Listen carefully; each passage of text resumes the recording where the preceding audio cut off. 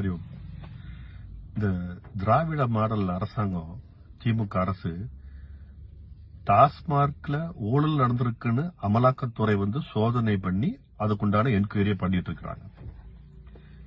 இதுக்கு நீங்க எப்படி அதுல சோதனை போடலாம்னு சொல்லிட்டு தமிழக அரசு சார்பாக கோர்ட்ல போய் மனு தாக்கல் பண்ணி அமலாக்கத்துறை மேல ஒரு வழக்க போட்டு நீங்க எப்படி உள்ள வரலாம், நீங்க எப்படி தமிழ்நாட்டுக்குள்ள உள்ள வரலாம், எடுத்துட்டு போன டாக்குமெண்ட் பூரா திருப்பி கொடுங்க அப்படிங்கிற மாதிரி ஒரு கேஸ போட்டிருக்காங்க.